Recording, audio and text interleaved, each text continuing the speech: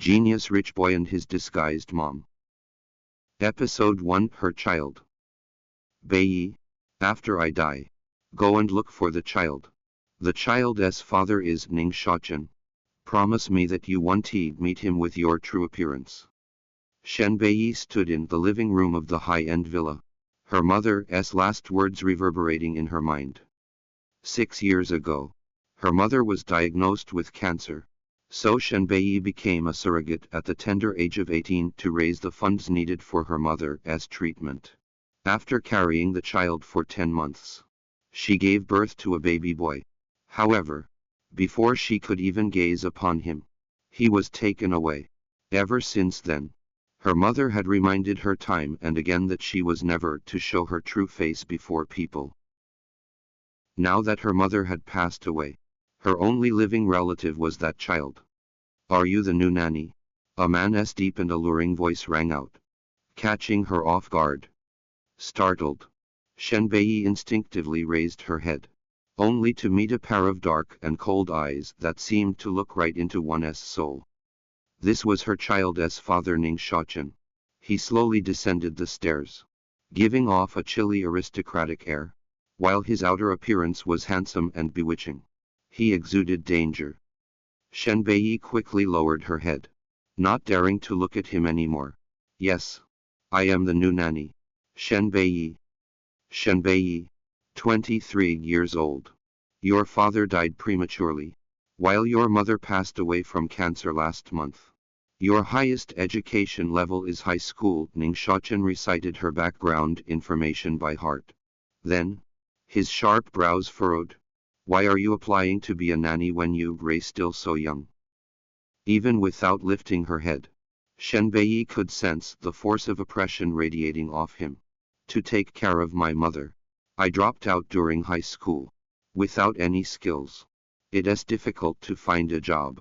And so when I happened to see that the Ning family was recruiting a nanny without any requirements of academic qualifications, I came to try my luck. It is difficult to find a job. Then, how did you pay for your mother's medical expenses in recent years? Aware that she'd be under suspicion, Shen Beiyi had prepared a perfect explanation long ago. I've asked my friends and relatives for a loan several times. So I urgently need a job right now to pay off my debts.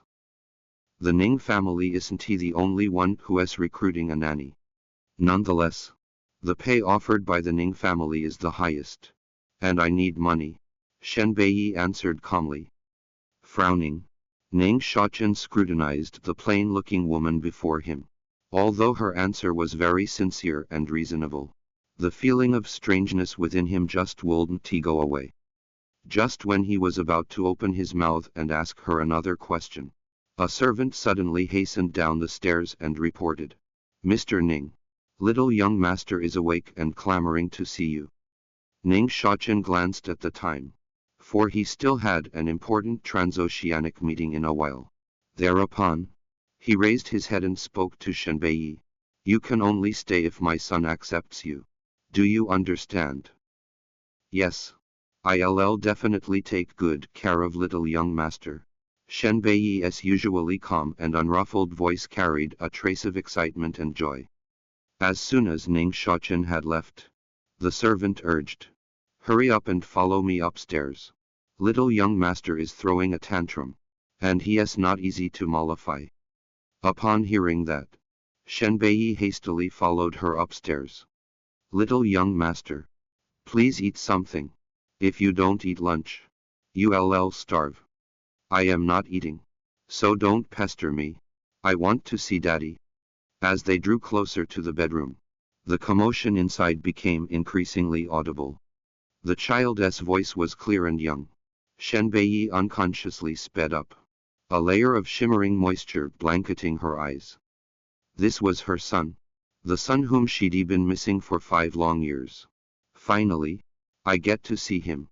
Valiantly suppressing her elation and trying her utmost best not to allow any emotion to show on her face, she cast her gaze at the adorable child in the middle of the bed.